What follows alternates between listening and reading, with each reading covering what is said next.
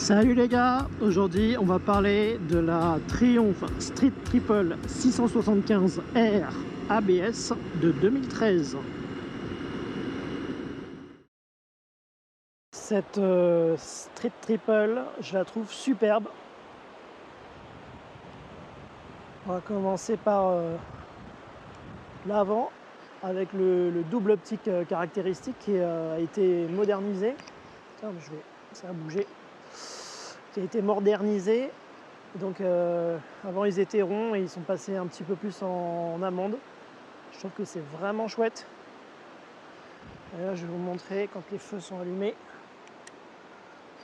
Voilà, ça donne ça.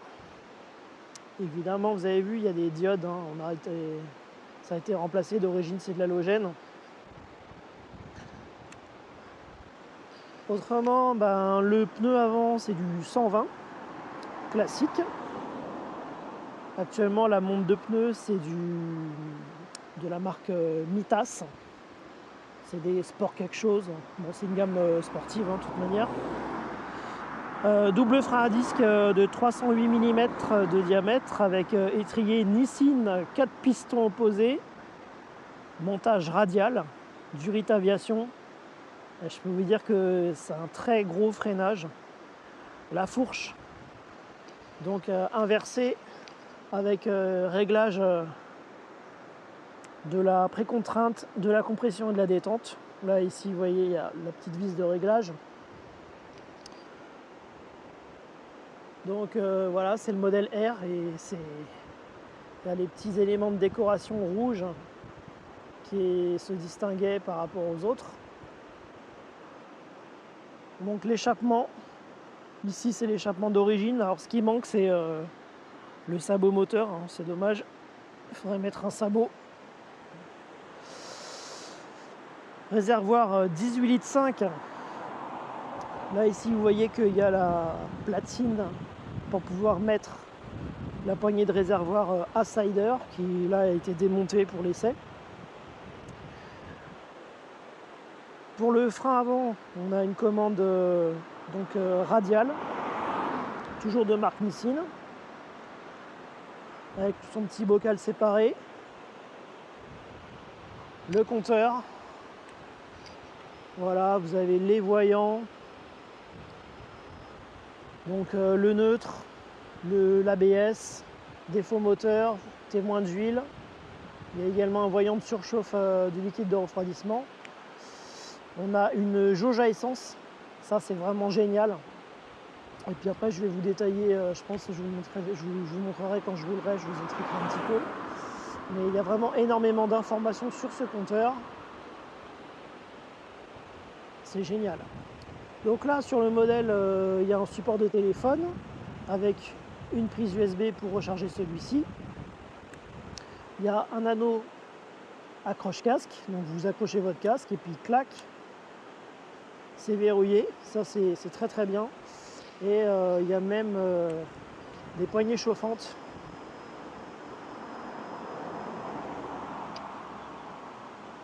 Vous voyez, plusieurs niveaux de chauffe. Sur les commodos, pas de warning. Les leviers sont réglables en écartement, y compris pour le levier d'embrayage, ça c'est vraiment une bonne chose.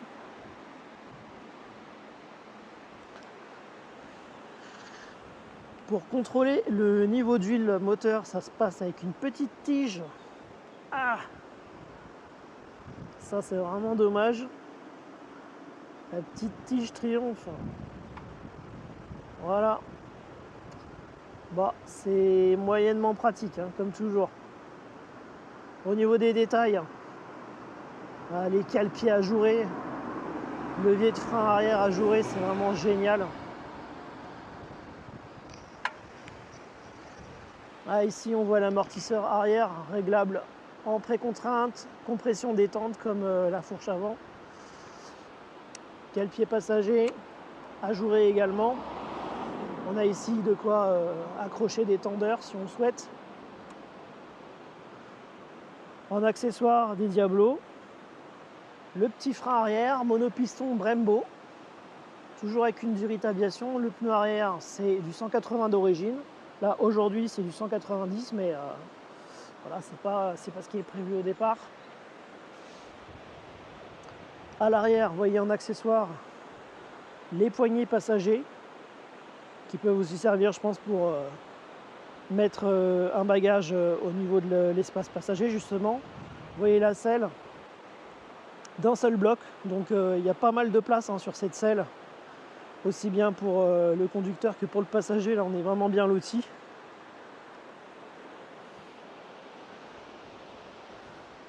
À gauche, la chaîne. Là, je vais vous montrer ce qui se passe sous la selle. Hop là. Donc sous la selle, je pensais qu'il y aurait des outils, mais non, il n'y a pas d'outils. Bizarre. Ah oui, voilà, c'est ça, les outils, ils sont là. Donc les outils, et voilà, ils sont intégrés à la coque, là. Bon, il n'y a vraiment pas grand-chose. La propriétaire, elle a rajouté une trousse pour compléter tout ça. C'est très très bien. Voilà, l'accès à la batterie, mais bon, il y a quand même de la place. On peut mettre une paire de gants, un gilet jaune, ce genre de choses.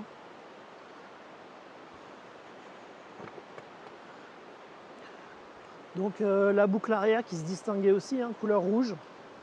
Là, on voit les éléments qui permettent de régler l'amortisseur à l'arrière. Le levier de vitesse. Bon, boîte de vitesse qui marche impeccable, vraiment rien à dire. Et la béquille sans ergot, difficilement accessible, par contre ça fera partie des petites remontrances. Pas de shifter d'origine, mais il est possible d'en monter un si on le souhaite. Et puis en accessoire, oui, j'avais oublié, il y a ici les protections en cas de chute. Donc ça a été monté en supplément. Là on est bien, on est quand même dans un cadre magnifique. Je vais vous faire écouter un peu le son de la bête.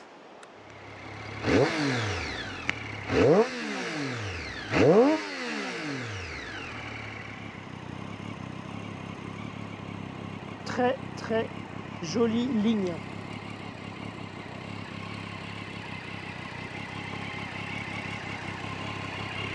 Lorsqu'on évolue à relativement basse vitesse en ville, typiquement, on va souffrir de quelques points. Premier point, c'est dû à la position. On est franchement en appui sur les avant-bras. On est quand même on est légèrement incliné, donc voilà. Et les pieds donc sont un petit peu en arrière, donc on est en une position sport. Et le guidon est assez large. Donc moi j'aurais préféré qu'il soit un peu plus étroit de 2-3 cm. Et donc donc le fait de ne pas être parfaitement droit, ça rend la moto moins confortable en ville. De même que au niveau de ses suspensions, ça va être un petit peu sec, donc toutes les petites aspérités qu'on retrouve sur les routes, on va les sentir beaucoup plus à ces allures-là qu'à des allures plus élevées. Enfin, vous avez un frein avant qui est extrêmement mordant et puissant, et malheureusement, à mon goût, il manque de progressivité. Donc vraiment, si vous sortez d'une moto A2 style CB500F, Z650, vous voyez ce genre de motos qui sont de bonnes motos par ailleurs, vous pourriez être surpris. Donc prenez bien le temps de prendre la mesure de ce frein avant, parce que vous pourriez être surpris. Et sur un endroit ou en ville, où par exemple vous voulez tourner à droite, donc vous avez un petit virage à 90 degrés à droite, ou même sur les ronds-points, des choses comme ça, si vous dites je veux ralentir, et puis par réflexe vous venez à à toucher le frein avant, même pas de manière forte, hein. Je parle pas d'un freinage réflexe quand il y a un danger qui arrive, mais vraiment juste bah tiens je veux ralentir, bah vous pourriez être surpris par une grosse décélération et ça peut vous faire malheureusement croiser le guidon et voilà, aller à la faute. Donc prenez bien la mesure de ça. Le frein arrière, lui en ville, lui se comporte très bien. Je dirais même à des allures plus élevées, il est sensible, il est puissant. C'est pas le meilleur des freins arrière que j'ai pu essayer puisque c'est uniquement un monopiston.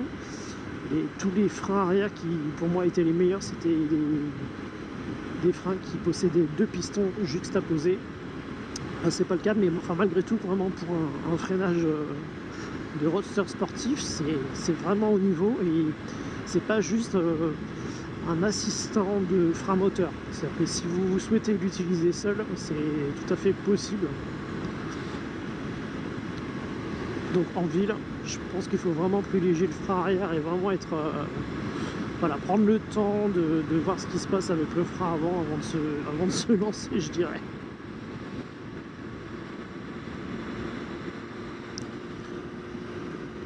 Au niveau de la maniabilité en ville, et ben là aussi ça va être un petit peu pénalisant.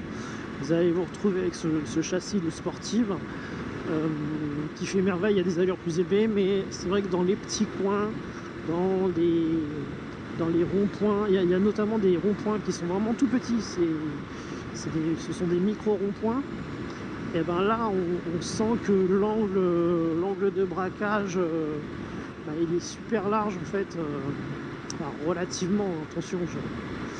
Et du coup voilà, c'est un truc également un peu à anticiper. Il vaut mieux anticiper ça et voilà, pouvoir mettre une trajectoire qui prend en compte ceci, de manière à ce que ça se fasse de la manière la plus fluide possible. Voilà. Maintenant tous ces, je dirais, ces petits handicaps, hein, c'est vraiment quelque chose que j'ai peut-être tendance à exagérer, mais voilà, pour ce qui est du comportement en ville, on a ces petites choses qui sont un petit peu voilà, ça peut poser des petits soucis.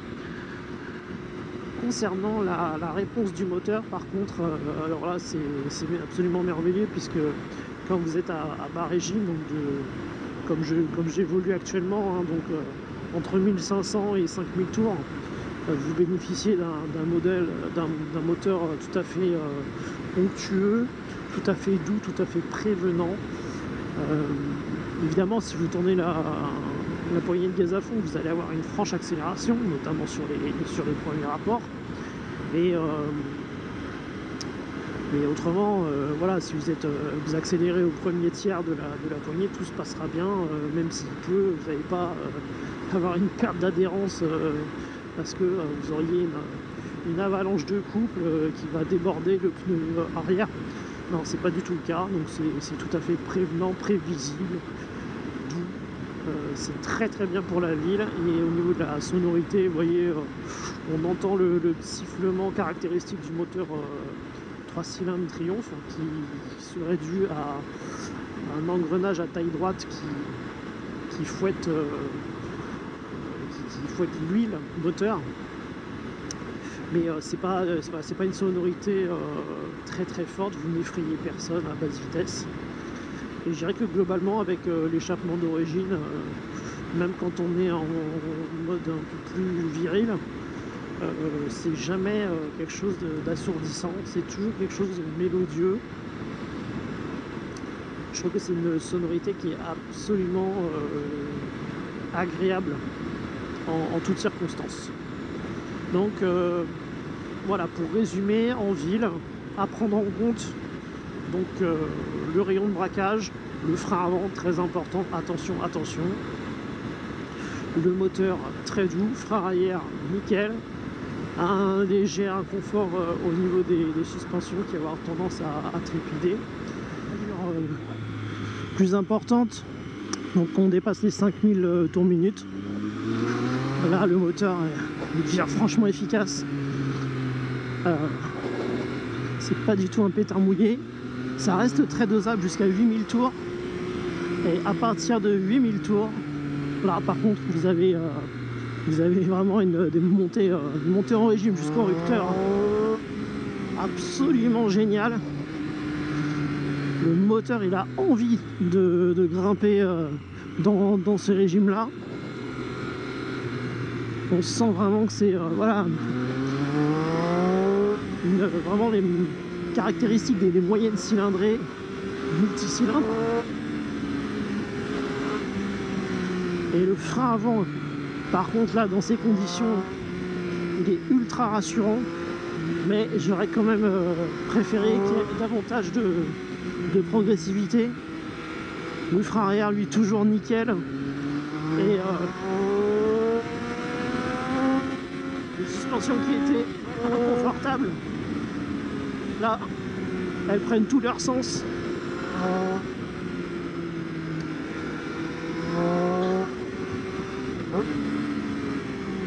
Ah, c'est vraiment très rassurant ce frein avant. Et le 3 cylindres avec ce petit excédent de cylindrée, là, les 75 cm3 supplémentaires. Je vais me permettre de les comparer avec les 604 cylindres de l'époque, tout ce qui était Hornet 600, FZ6. Ben là, pour le coup, vous pouvez très bien passer un virage 1 voire 2 rapports au-dessus, et quand vous passez la corde, vous remettez gaz, et contrairement aux machines que j'ai précédemment citées, ben, vous ne restez pas scotché dedans. La machine, elle repart certes moins fort que si vous étiez pile sur le bon rapport, mais elle repart quand même, et de manière quand même, voilà, c'est quand même bien, quoi.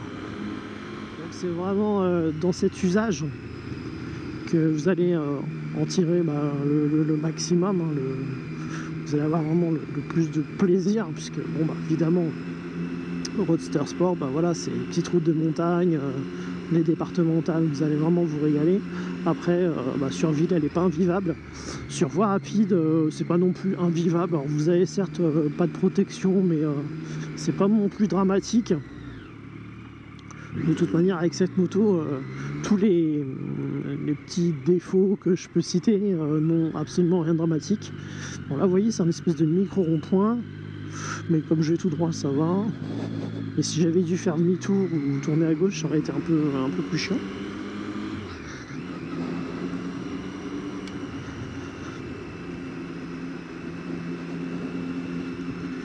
Voilà, je vais en profiter pour parler un petit peu du compteur. On a un gros compteur à aiguille avec à l'intérieur des voyants. Donc on a un voyant différencié pour le clignotant gauche et le clignotant droit.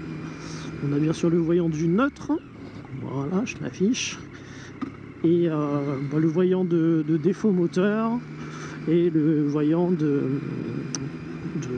d'insuffisance d'huile.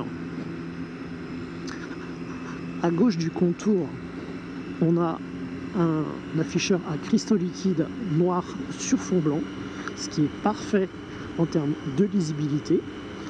On retrouve en haut à gauche l'indication de l'heure, on a une horloge. Juste en dessous, on a un bar graphe qui indique la température du liquide de refroidissement. Juste à côté, l'indicateur de rapport engagé, c'est parfait. Bien sûr, en plus gros, l'indicateur de vitesse instantanée. Et en dessous, on a une ligne qui permet d'afficher, alors au démarrage, vous avez le kilométrage total de la moto. Et puis autrement, vous avez là trip 1, trip 2. Actuellement, j'affiche la consommation moyenne. Vous voyez que je suis à une conso moyenne de 5,6 litres. Hier, j'avais roulé un petit peu de façon récréative. J'étais à 7 litres de moyenne. Donc je pense que la vérité se situe entre les deux. Donc on peut compter entre... voilà. Parce que là, j'ai fait un trajet assez important à vitesse stabilisée. Donc je pense qu'on peut compter sur du 6 litres au 100. Et comme le réservoir lui fait 18,5 de capacité, ça vous donne une autonomie qui s'approche des 300 km, c'est vraiment chouette. Et pour autant, le réservoir, hein, il a beau avoir cette capacité, il est quand même relativement fin. Donc ça peut plaire aux gens qui aiment bien pouvoir enserrer la machine facilement. Moi je préfère quand le réservoir est un petit peu plus large, qu'il y a un petit peu de... j'ai plus la sensation d'avoir quelque chose entre les jambes. Mais je pense que ça plaira à la plupart d'entre vous. Les leviers sont réglables, ça je vais vous montrer. Après ils ont un look un peu vieillot. Et ça a quand même le mérite d'être réglable d'origine.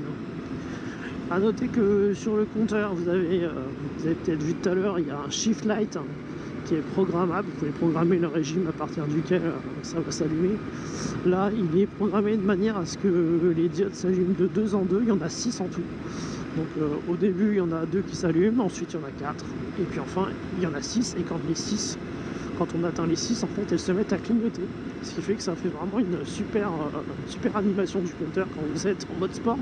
Et ça augmente aussi la lisibilité. Vous n'êtes pas forcément l'œil sur le contour, mais quand vous voyez les 2 premières diodes, les 4 premières diodes et ensuite toutes les diodes qui clignotent, ça vous donne quand même un bon repère visuel. En plus, bien sûr, de l'ambiance sonore qui est absolument géniale. Vous voyez que là, je suis à... Voilà, un régime stabilisé, ça fait pas du tout, ça fait pas trop de bruit. Donc voilà, en ville, vous effrayez personne. Et quand vous ouvrez, même à ce régime-là, là, on entend tout de suite, on ouvre les papillons et on entend l'admission. C'est vraiment génial. Mais quand vous êtes à plus haut régime, voilà, par exemple là. Et ben là en fait c'est l'échappement qui vient compléter la sonorité de l'admission et ça devient absolument génial.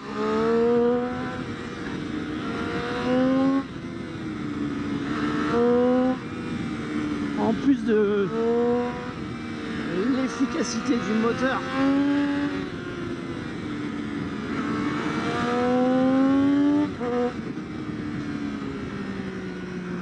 et ce frein avant qui vient vous rassurer à tout moment, vous savez que vous pouvez compter sur lui. Le châssis, lui, il est impérial. Vous avez un très bon retour d'information de la part du train avant. Vous sentez ce qui se passe. Et pareil au niveau du train arrière, évidemment, vous aurez un petit peu plus de ressenti à l'accélération, puisqu'il y a forcément il y a le transfert de masse. Mais pour vous dire que vous sentez ce qui se passe sous vos roues. Et ça rend la conduite très rassurante, très confortable. Ah, je vais vous parler maintenant d'un petit point fâcheux, c'est ce qui concerne la fiabilité. Il y a plusieurs choses à avoir malheureusement sur les moteurs 3 cylindres 675 cm3 de Triumph. Donc ce que je vais dire concerne tous les modèles qui ont utilisé cette mécanique. Dû aux vibrations générées par le moteur 3 cylindres, vous avez les vis de fixation moteur qui ont une tendance à se desserrer. Je dis bien une tendance, hein, c'est pas non plus, ça se dessert pas de façon automatique et systématique, mais c'est une tendance. Du coup, ce qu'il faut faire, c'est contrôler les couples de serrage à la clé dynamo, on va dire régulièrement. Donc, généralement déjà le faire simplement à chaque révision. Normalement, c'est bon, vous serez protégé de ce desserrage intempestif. Desserrage qui fait prendre du jeu aux vis concernées et qui, avec les vibrations qui vont donc augmenter, plus le poids multiplié par les chocs, etc. du moteur, ça va faire que le métal va fatiguer et vous allez avoir une rupture. Donc attention, hein, c'est vraiment c'est à surveiller et faites-le vraiment pour vous prémunir de ce phénomène. D'ailleurs, je vous invite à regarder la vidéo de voiture et ingénierie il a consacré une vidéo sur les moteurs 3 cylindres. C'est une chaîne qui est plus dédiée évidemment à la voiture, mais de toute manière la structure 3 cylindres en ligne, 4 temps, moteur 4 temps, c'est quelque chose qui nous concerne également. Donc voilà, vous verrez que le moteur 3 cylindres, par sa structure, naturellement vibre plus que d'autres moteurs, plus que le bicylindre, plus que le 4 cylindres en ligne. Voilà. Deuxième chose, toute la chaîne de charge est à surveiller, et possiblement peut tomber en rade. Donc vous avez le régulateur de tension qui peut tomber en rade. Et à ce moment-là, voilà, vous avez, ça ne régule plus, donc la batterie va se mettre à encaisser des pics de tension. Et à un moment donné, l'électronique va flancher, donc la batterie vous allez la tuer. Donc au début, ça va être la batterie, vous allez peut-être remplacer une batterie, la deuxième batterie va mourir, et là il faudra vraiment se poser la question. Mais le mieux c'est dès le départ de mesurer les tensions que vous avez aux bornes de la batterie quand le moteur est en route, pour voir si le régulateur fait toujours le job, et si vous ne vous retrouvez pas avec une tension trop élevée à ces bornes. Voilà, donc si jamais c'est grillé, de toute manière, il n'y a pas 10 000 solutions, hein, vous le prenez, vous le remplacez. Ça, c'est relativement simple à réaliser. Maintenant, le deuxième souci, ça c'est plus embêtant, ça se situe au niveau du stator, qui lui aussi peut griller. Dans ce cas-là, c'est l'inverse. Au lieu d'avoir une tension correcte à la batterie pour la recharger, là, vous avez une tension qui est insuffisante. Et du coup, à un moment donné, pareil, ça marche plus, vous avez plus de jus, et puis ça s'arrête, hein, vous êtes en panne. Donc là, pareil, faut démonter le stator. La meilleure solution, c'est de le démonter, de l'envoyer chez un spécialiste qui fera le rembobinage de celui-ci, et ensuite vous réinstallez tout ça. Apparemment, ce serait une solution plus fiable que de remettre une pièce origine de chez Triomphe. Et si vous souhaitez acheter une chinoiserie, je vous le déconseille fortement, ça ne marche pas la plupart du temps. C'est comme si vous aviez mis votre argent dans la poubelle. Voilà, donc on a fait le tour, hein, circuit de charge. Donc vous avez possiblement le stator, le régulateur, et si le régulateur malheureusement n'a pas fait le job, vous vous retrouvez aussi à remplacer une batterie. Voilà, après une batterie, je dirais, pareil, c'est très très simple à changer.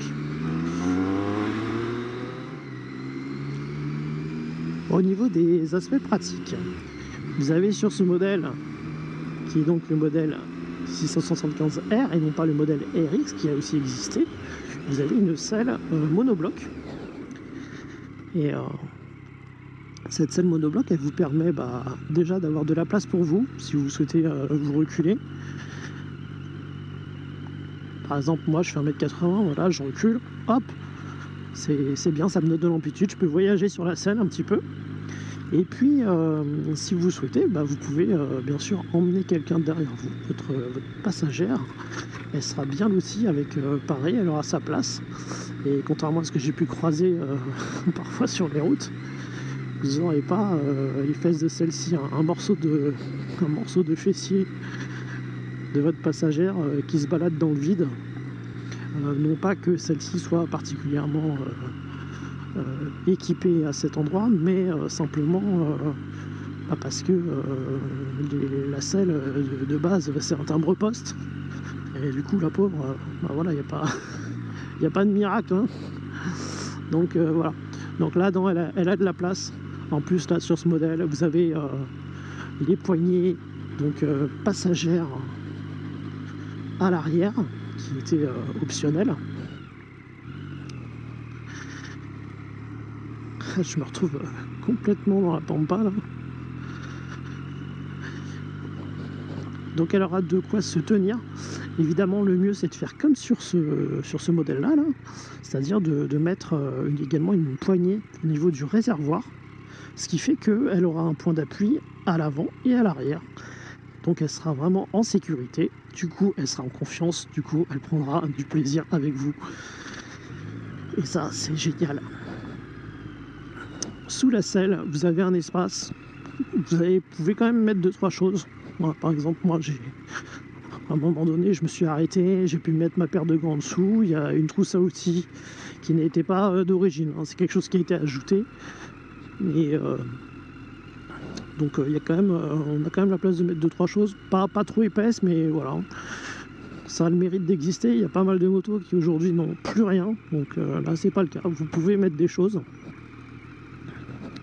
Et puis si comme sur ce modèle vous avez l'intelligence de mettre bah voilà, des poignées chauffantes, un anneau accroche-casque là, bah voilà, quand vous arrivez à votre destination, vous mettez les gants sous la selle, vous accrochez le casque ici, et puis c'est parti quoi. Vous pouvez visiter la ville sans vous balader avec avec un truc au bout du bras qui pèserait entre 1 kg et 1,5 kg. Là non, vous serez tranquille, les mains dans les poches, ou plutôt main dans la main avec votre chérie si vous l'aviez emmené avec vous. Ce que j'aurais un petit peu à reprocher au niveau des commodos qui sont tout à fait classiques dans leur composition. Donc on a forcément à droite coupe-circuit démarreur, et à gauche tout ce qui est commande d'éclairage, clignotant, avertisseur sonore. Ce qui m'embête un peu, c'est la forme de la commande de clignotant, qui a une forme un peu triangulaire, et franchement elle est désagréable. Voilà quoi. On a quand même la chance d'avoir un appel de phare, ça c'est cool, mais pas de warning.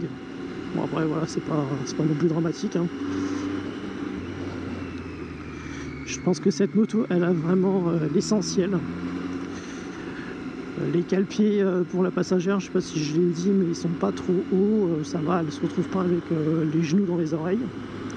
Tout va bien pour elle. Donc cette moto elle a quand même énormément de cartes à jouer. Vous pouvez sortir en ville, seul ou en duo, elle le fait sans problème. Il y aura juste les petits points que j'ai mentionnés, mais j'ai certainement forcé le trait, hein, c'est largement vivable. Ensuite, vous voulez faire des balades un peu plus récréatives, un petit peu plus fun, et ben je vous le dis, c'est possible, seul ou en duo. Je l'ai fait en duo et ça passe très très bien, surtout si vous êtes équipé de ce qu'il faut pour que votre passagère puisse s'accrocher.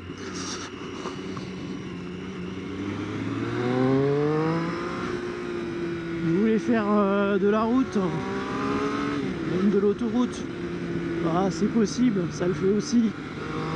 C'est pas ce qu'il y a de mieux, mais bon, de toute manière, à part les grosses routières, il n'y a aucune moto qui vraiment excelle dans cet exercice. Et enfin, si vous voulez faire vraiment des plus grosses balades, des road trips, tout ça, bah, vous mettez un peu de bagagerie au niveau du réservoir, et puis vous pouvez le faire également seul ou à deux.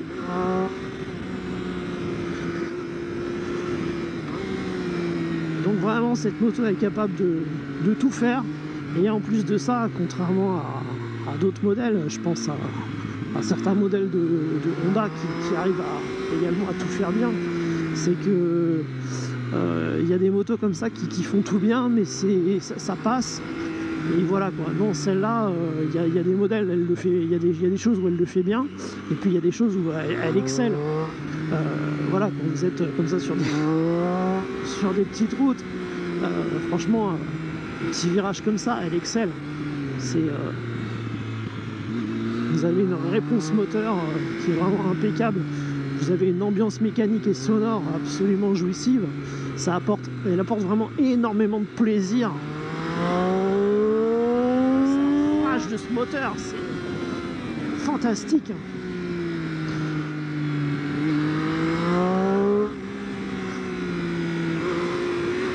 Avec cet équilibre du châssis et ce frein.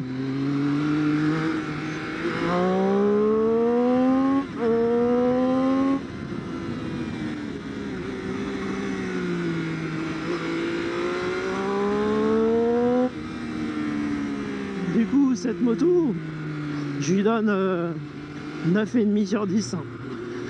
Je lui enlève un demi-point pour les soucis de fiabilité que j'ai évoqués.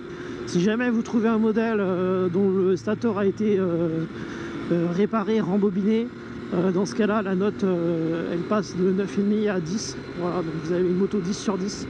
Autrement dit, s'il devait en rester qu'une, ça serait elle. C'est la meilleure. Elle offre le meilleur compromis partout. Et en plus, elle excelle dans pas mal de points. Donc voilà, c'est. Il n'y a rien à dire. Voilà, elle est confortable, elle est sportive, elle a tout. C'est la meilleure. Je manque de mots et je pense que voilà, je vais conclure là-dessus. Je vous laisse avec cette conclusion.